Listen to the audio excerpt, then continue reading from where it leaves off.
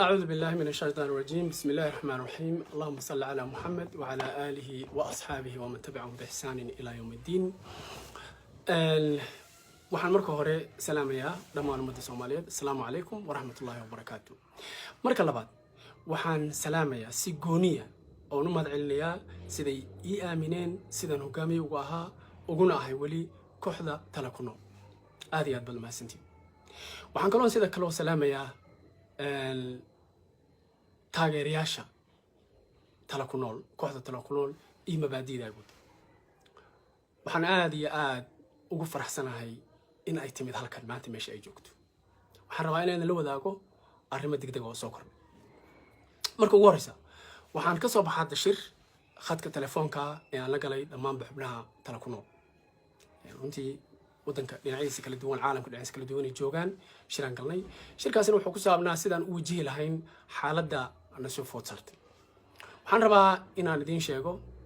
by now waqtiga xaadirka oo la joogo waxaan maleynayaa inaad taqaanaan qofka aan ahay Sufyaan Sheekh Axmed loogu magac daray Farxaasle la yiri ninka caalanka ama raba astaanta inuu bedelo la yiri ninka oo waxyaabo kale oo fara badan. waxaan rabaa marka inaan la wadaago halkan maanta ku soo fadhiistay in maalintii aan soo bilownay arrinta ah in aan bedelno caalanka iyo astaanta qaranka oo u ololeyno oo ceebaha iyo ciladaha uu leeyahay banaanka aan keeno. 2 bilood markii la joogay oo la arkay arrintaani in ay san ahayn arrin lagu hor imaan karo, arrin xaqiiqa, arrin run ah, arrin qofna uusan diidi karin. dadkii samaystay iyo dadkii u adeegayay way la soo xiriireen. waxaa la yiri Sufyaanow waxaan rabnaa inaad qaadatid lacag $2 milyan $2 million qaado ams programkaana kaar arrintan calanka iyo waxaan iyo kaar dhigo ilmaha leedahay reeraa leedahay Farxaas la tahay ilmaha iska biilo guriga iska iibso raaxayso nolosha kaar waxaan faraha ka qaado wadi because qadiyada tala ku nool iyo qadiyadaydu ma aha mid la iibsan karo wadi markaan diiday muddo kadib waxaa dhacday in xubno ka tirsan dawladda ma aqaan dawladda oo dhan inay isla ogeyd iyo qaar ka tirsan inay ahaayeen rag baa soo wacay telefoonka u soo wacay yiri waxaan nahay dawladdan ka tirsanahay waxaan ku siinaynaa xubin agaasimi xubin aan ku siinaynaa markii wasiirkii hore arrimaha dibadda uu joogay xilka waxaa la yiri waxaan ku siinaynaa xubin baan ku siinaynaa agaasimi baan ku siinaynaa arrinta faraha ka qaad. waxaan ku iri $2 million aan diiday agaasimi $2 million na waa fahmi kartaa inta isu jiraan difference u dhaxeeyo. arrintaasi markay halkaas tagtay waxay go'aansadeen marka in dadkaasi ay weeraraan yihiin marka ugu horeysa aan idin sharxo dadkaasi. waxaa fangareynaysaa hay-adahan Talyaaniga uu leeyahay ayaa lacagta bixinaysa. waxay lacagta siinaysaa hay-ado kale oo jira ay lacagta siinaysaa. hay-adahaas markay lacagta siisana weerarku halkaas ka imaanaya. hadda maantay waxa soo cusboonaado emergency arrintan aan soo galay in baraha bulshada la soo dhigay Sufyaan Sheekh Axmed waa nin dilaa ilaa iyo waxa la tirinayo ma 7 mise waa 9 qofood soo dilaan arrintaas daradeed inuu soo fadhiisto runtii waa wax lagu qoslo. balse waxaan rabaa waxay leedahay runtii taxadirkeeda inaan qaato oo ah taxadirkeeda markaan shir galnay waxaan go'aansanay inaan live kan soo galo bulshada Soomaaliyeed inaan la wadaago arrintan. waxaan rabaa videogan inta aad ku jirtid waa muhiim waa wax loo wada digniin loo wado ummadda Soomaaliyeed. waxaan rabaa inaad share gareysaan oo ku share gareysaan dhammaan meelaha aad ku share gari kartaan. waan idinkaga mahadcelinayaa runtii. waa arrin xasaasiya, waa arrin muhiima, waa arrin la rabo in lagu dhaawaco qaranka Soomaaliyeed ama loo diido qaranka Soomaaliyeed oo hor u socdo. maanta marka arrintaas soo gashay arrintaas daradeed u soo marka waxaan rabaa inaan idin sheego taariikhdu waxay ahayd wixii aan soo marnay oo qarinoona bulshada u sheegin iyo qaybo kale oo aniga noloshayda kamid ah saad u fahantaan. okay markii agaasimo qaada la yiri wasaaradda arrimaha dibadda iska diiday waxaa la bilaabay marka weerar in lagu soo qaado. weerarkaas oo ah in la iga suucay la yiraahdo markii ugu horeysa waxa weerarkii ugu horeeyay wuxuu ahaa in lagu soo weeraray in aan nin western ku soo adeegsaday la yiraahdo tayga uu wato iyo suudka uu wato iyo balfiir waa gaal waa shaydaan waa sidan in sidaas la igu dacayday. arrintii waa shaqay weysay markay halka shaqay weysay haddana dhinaca kale la jeedo waxa la yiri ninku waa al-shabaab waa takfiir ilaa sawirkayga inta la qaaday sawir al-shabaab qoryo wata la dhexgeliy ayadana waa shaqay weyse markii intaas ay sameeyeen waxaa timid marka in la weeraro lagu soo weeraro arrin khayri ah oo islaamka u fiican oo caadooyinka islaamka quruqaadooda ah aniga iyo xaasaskayga guurka aan u soo bandhiga bulshada si aan tusaale ugu noqdo in lagu weeraro asaga oo la laftigiisa cid laba looga dhigo oo lagu caayo oo diinta loogu gafo oo ogtihiin dad badan diinta loogu gafay ayadiina waa socon weyse waxaa soo gala marka in personal attack marka waxaa la yidhi marka ninkan mar haddii aanan dili karin dhambaalka waa inaan dilnaa dhambaal wadaha if you cannot kill the message kill the messenger haddaanan dhambaal ka dili karin dhambaal wadaha dil macnaha doodii tala ku nool ahayd calanka in la bedelo oo la yidhi 2 milyan ku qaaday iska daa oon diidnay oo la yidhi agaasima ku qaaday iska daa aan diidnay doodiina aan cidna celi karin shacabkii soomaaliyeedna ay fahmeen oo qaateen waxaa ka dhalatay in ay timaado in shakhsi binaadam uusan horsaagi karin shacabkii soomaaliyeed inay qaateen haddii shacabkii soomaaliyeed marka qaateen dadkaasi waxa meesha dhigta markii hore dadka qortay constitutionka ama dastuurka gaalada ee meesha yaal dadka qortay heesta qaranka iyo astaanta qaranka in shaydaan lagu caabudo shaydaankii meeshuu joogaa ma bixin weli shaydaankii weli meeshu joogaa ma bixin waxaan rabaa qof kasta oo islaama oo dhegeysanaya inuu sii shargareeyo oo beejajka sii geliyo si shacabka Soomaaliyeed u dhegeysto waa arrin runtii muhiima waa arrin khatarteeda leh waa arrin aan ugu talagalay in uga jawaabo su'aalo badan oo banaanka yaal iyo waxyaabaha maanta la soo dhigo social media oo ah Sufyaan 9 qof oo soo dil arrintii markii ay waxba ka qaban waayeen markay arkeen in hala ekaatee dhambaalkan ah calanka in la bedelo iyo astaanta qaranka in la bedelo haybtakoorka in la baabi'iyo in taariikhdii dib loo qoro oo la soo saaro waxyaabo badan oo qarsoon oo aysan rabin in banaanka la keeno waxay go'aan ku gaareen in aniga la soo weeraro oo la yiraahdo haddaanan dili karin dhambaalka uu wado Sufyaan Sheekh Axmed iyo tala ku nool kooxdaasi haddaanan dili karin asaga aan dilo marka waxaad qiyaasi kartaan marka khatarta ay leedahay in social media la soo dhigo oo ay soo dhigto group ay hogaaminayso BBC-da BBC-da waxay sameeyeen waxay contract la galeen wariyaal ka qaybta BBC-da Soomaaliga u shaqeysa wariyaalka qaybta BBC-da Soomaaliga u shaqeysana waxay heshiis la sii galeen wariyaal kaleeto oo Soomaaliya oo ku faafsan caalamka dhinacyadiisa dadaa lacag la siiyey waxaana lacagta loo siiyey in aniga magaca la iga dilo haddaanba aniga lay dilinba inaan magaca la iga dilo waxay sameeyeen marka waxaa lacagta fangaraynaya hay-adda la yiraahdo saxaafadda caalamka ama ay iskugu tagaan journalism iskugu tagaan waxaa lacagta fanka sii bixinaya hay-ad talyaaniga soo talyaaniga lacagtii bixiyey warar kale waxay leeyihiin xataa wad Mareykanka ku jira oo hore anigu aan xabsi ugu jiray 4 sano ka badan marka waxa la yiri arinta iyada ah ragaasa wata okay banaanka la soo dhiga maanta waxa la yiri ninkii Sufyaan ahaa ninkii aqoon-yahankii ninkii professorka ahaa ninkii afar xaaslaha ahaa 9 qof uu ka takhalusay 1991 dadka aniga yaqaana aan rajili baan ahay jacadadan ku dhashay laakiin jilib aan ku soo koray jilib 1991 ka soo tagay dagaalku markii Soomaali uu ka qarxay oo Siyaad Barre soo baxay ayaan soo galay Muqdisho nin tababar ciidan lama ahayn nin baalkii hub qaadama ay weligiis jabhad kama soo shaqaynin ciidan ma wadanin nin yaraana oo problem markaas qaan gaaray 16 years 17 years jira intaasan jira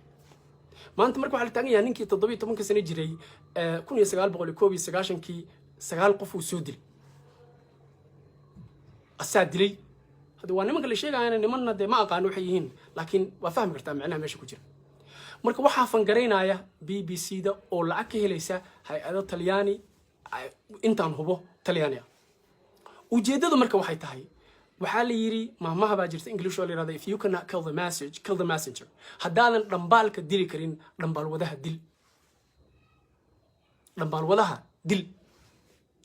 maadaama la dili waayey oo ay dood ka keeni waayeen maadaama ay difaaci waayeen maadaama wax dooda laga keeni waayey in calanka Soomaaliya uu yahay calan lagu caabudo shaydaan maadaama ay difaaci waayeen in calanka Soomaaliya uusan samaynin cawaale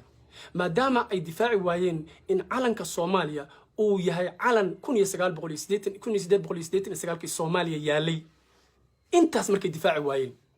oo ay caddaha maanta banaanka soo dhigna astaanta qaranka ee Soomaaliya calaamad Kristiyaaniga ku jirto tanna ay tahay calaamad shaydaan dadkiina ay qaateen go'aanka la qaatay wuxuu yahay marka Sufyaan la burburiyo marka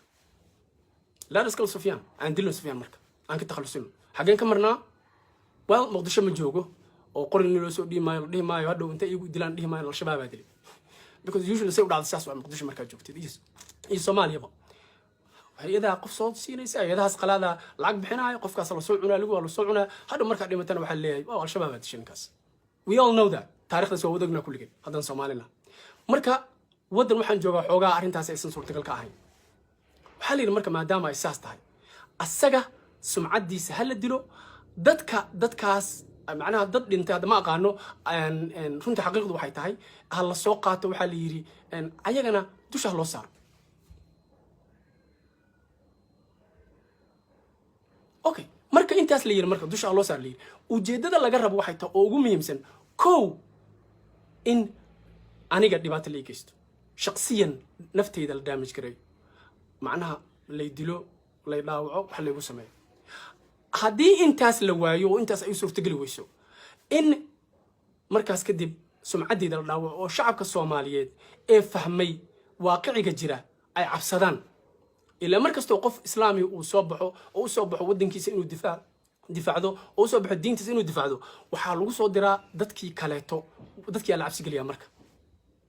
cabsi galiskii way marka in la cabsi galiyo la yiraahdo aamus shacabka la igu diro dadkaas dabcan ka dhintay la igu soo jeediyo la yiraahdo ninkan waa nin noocaasa fangor buu qabaa wadadu soo dilay waxa soo dhan ila caydi kala dhawaa laga soo gudbay maalin waxa yadal shabaab aan ahay oo niman argagixisa dhexda la igu soo sawiray oo hub wata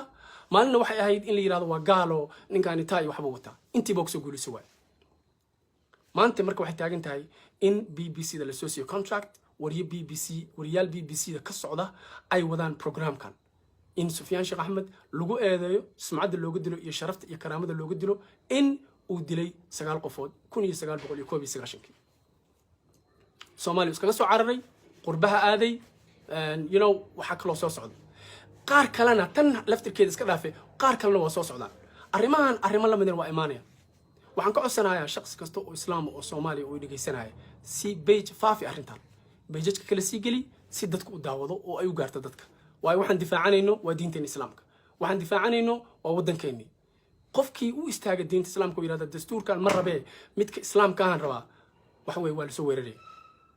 weerarkuna maanta Sufyaan ku socda haddaan marka maanta garab idinka waayo ogow mid kastoo diinta u istaaga halkaas la dhiganaya gaala soo weeraraysa hay'adaha soo weeraraya hay'adahaasna waa ku tagaan maalinba mid la baxaya ilaa wadankiina marka ugu dambaysa wixii raba laga sameesto so waxaad samaysaan intiina ku jirta hadda please share this video dadka kale share kare aan wada marka waxaan rabaa inaan idin sheego qiso kaleeto oo aniga shakhsiyan ugu saabsan taariikhda ku saabsan aniga saad ogtihiin baa horaan ku sheegay jaamacado badan oo Mareykan ku jiraan soo dhigtay kuwa banaankan waa soo dhigtay Mareykanku waxay ku bixiyaan lacag sanadkii $230,000 waxbarashada lagu bixinaa waxay ugu tala galeen in ay iga dhigtaan their man ninkii macnaha ayaga shaqadooda u qabanay markaan joogo Spain Madrid waxa yimid niman u shaqeeya dawladda Mareykanka oo ka tirsan dawladda u shaqeysa piano waxaan rabnaa in anaga nala shaqeyso oo u sheegay waxaan ku nimayahow ma xumayna nala shaqeeyo laakiin shaqadaan idin qabanayo saahi waxa weeyaan in aad qabato shaqo ama aad u shaqeyso arrin aad runtii samayso in aad la dagaalanto argagixisada ani waxaan ku nimayahow dhageysta argagixiso la dagaalan iyo macnaha ma rabo qaar ayaa jira aan rabin meeshaan inaan ka iraado oo xaqiiqa waxaan ma rabo argagixisa dagaali waxa isku ma jiraani shaqo kale ii dirsada waxa la yiraahdaa adiga duqal ma taali 230,000 sanad kasta kugu baxdo waxbarashada hadda oo Madrid joogtana 230,000 waxaan sii saarna 100,000 oo kale deganaanshaha iyo guriga aan ku jijino meeshaan ku jijinaa ma waxaan u maleysay leeyahay waxbarashadaas ilmaheena xataa ma helaan ninkii ila fadhi wuxuu yiri aniga wiilkayga xataa ma helin waxbarashada heshay how do you think in just tell you go ina iska baxaysido faraha ka qaadano shaqo caadi qabsanaysa mise waxaan ku barnaa rabtaa wadankaaga inaa u laabto annaga nuu soo weerartid arrinta si kasta ahaatee waa diid waxaa u dambeeyey in la xiro dambiye la ii sameeyo xabsi laygu tuuro xabsiga la geliyay waxaa la jiray incommunicado shaqsi bini aadana oo is arkaysaani ma jiro adiga iyo ilaaha bas muddan halkaas ku jiray jirdila laygu sameeyey waa la soo garaacay farahayga qaara jaban qaarkii waxa laga yaabaa markaan saas iraado aragtaan fartaan iyo farahan iyo feeraha iyo waxaasna waa jaban yihiin gudaha xabsiga dilka dhexdiisa laygu geystay oo ahayd inaan laygu qasbo in aan u shaqeeyo ayaga anna waa diid 17 qof aan ku galnay meeshaas maanta laba ka nool aniga iyo nin Yamaniya ka nool soo macnaha taas aad ka fahmaysaa wuxuu yahay ma ay shakhsi lagu cabsiinayo dhimasho because dhimasho waa soo arkay midabadeeda waana dhiman laakiin midabkeedan soo arkay ma ay qof lagu cabsiinayo markii dambana waxaan heshiis ku gaarnay ilaahay ii sahla taas hay'ad la yiraahdo care oo Mareykan ka jirto oo dooda xuquuqda islaamka ayaa ii dooday باذن الله هيدي مركي برنامج waxa lagu heshiiyay in ninkan Soomaaliya lagu celiyo 10 sano aan waxba qorin waxna akhrin siyaasadna aan ka hadlin 10 sano inaan waxna qorin waxna akhrin siyaasadna aan ka hadlin 10 ka sano waxay ugu dhamaaleed 2022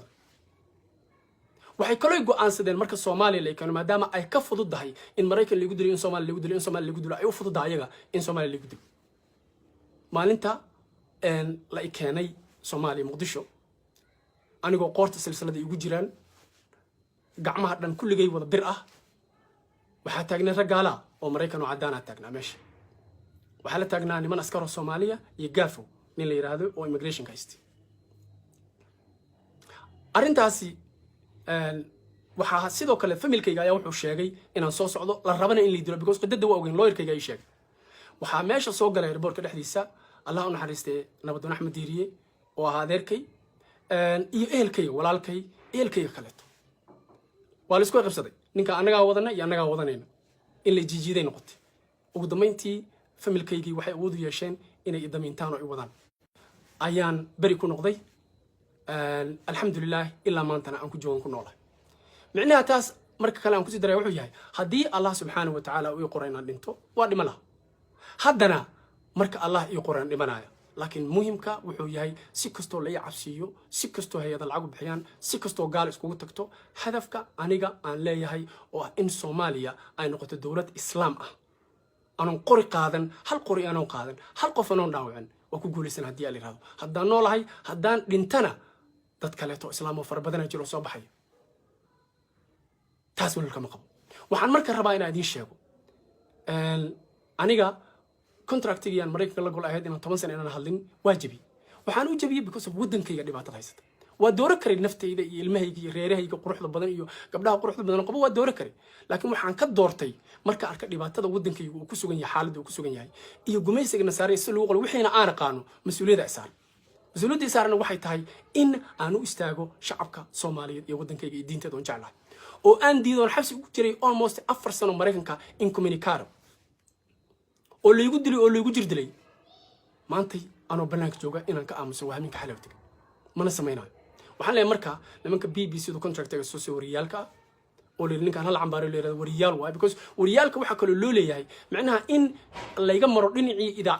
warbaahintii oo haddii warbaahintii loo sheego leeyahay ninkan dad uu soo dilay wariyaal waliba soo dilay dad kale soo dilay hadii waxa laga yaabaa in la yiraahdo waaw Soomaaliya 1999 waa la soo dilayay dhima laha waa dadka dhan Soomaaliya dhan dagaalamaysa in la yiraahdo laakiin hadii la wariyo dilay macnaha nimankii dadkii kale wari waxaan rabaa marka inaan shacabka Soomaaliya la wadaago waxaan ka codsanaa dhamaantiin inta ku jirtahay qof walba si shir gareeyo si message-kan uu gaaro dhammaan bulshada Soomaaliyeed because arrintaani waa arrin diini ah waa arrin loo baahan yahay in loo istaago haddii maanta anigu aan dhibaato soo gaarto ama because of arrintan la igu dilo ama dhibaato kale igu timaado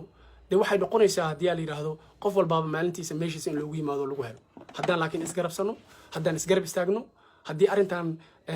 laga hadlo oo dadka islaamka ay ka hadlaan haddii waxay noqonaysaa markaas inaan xoog leenahay wadankana difaacno waxaan u reetal ku noqdaan u dagaalamaynaana waa difaac diinteena iyo wadankeena waxaan rabaa marka inaan ku soo gunaanado anigu waxaan ahay Islamist qof u taagan ama aaminsan in diinta islaamka wax lagu dhaqo philosophy-gayga caqiidadayda dagaalkayga kaas waay si kastoo lay cabsiyana dib uga degi maayo anoo xabsi maraykan lagu dilaayo hameen kasta anoo hameen kasta layga raacayo anigoo quraanyo laygu fadhiyay anoo duud cidiyaha laga geliyo masquul aan jiifanayay macnaha dhowr iyo 10 maalmood masquul aan jiifanayo bahalka intuu galay ilaa iyo lugaha jilbaha uu yimid waligay dib uga ma degin hadda maanta cabsi dib uga degayo marka nimanka programkan wado dhahay ninka hal cabsiyo wada waa inaan dhinto baan uga haraa arintaas wax kale oo iga reebi karaa ma jiraan iyo Allah subhanahu wa ta'ala qadartiisa oo kale ugu dhacdo waxaan marka shacabka Soomaaliyeed la wadaago waa idin jeclahay barnaamijka tala ku nool haddii maanta anu aan tago line-ka tala ku nool qofaa ku soo jira oo diyaar inuu position-ka soo galo marka hataa waxaa fiican inay iyagu laftirkooda ma fakerino isma dhihin war ninkaani makaligiisa mise dad la socdo waxaan rabaa marka inaan kaga tago arrintaas iyada ahi dhambaalka aniga aan wado ee Soomaaliyeed ee ah in la difaacdo you know diinteena iyo dalkeena iyo dadkeena waxa weeye waa arrin muqaddasa waana arrin aan marka kaarin idinkana saas aan ka rabaa Sufyaan Sheekh Axmed weeye waa idin salaamaya assalaamu calaykum waraxmatullaahi wabarakaatuh nabad baan isku ognahay arrintaasna ha laga hadlo ha la difaaco dadka dacaayada suuqa wado Sufyaan saan weeye oo Mareykanna laga soo tarxiilo oo war Mareykan waxa u naqaan male annaga la faheynaan wala soo cararnay in la ku dilo 17 qof aan xabsi ugu galnay anagoo laba ka noqday yaryarmeen iyo aniga marka wax weyn aduu ku leeyahay ani wax weyn meelaha waxa wax weyn la diinta islaamka iyo dalkay marka sidaasay inoo ahaanaysaa saasaan isku ognahay annagu ma gambanayno qadartu maalinta inoo timaadana hadda wassalaamu calaykum waxa weeyaan tii fiicnadaan u soconaa ilaahna waxaan ka rajaynaynaa ilaahna aan ka baryaaya arrintaana inay noqoto cibaado ilaahay inuu asiib siiyo wassalaamu calaykum waraxmatullaahi wabarakaatuh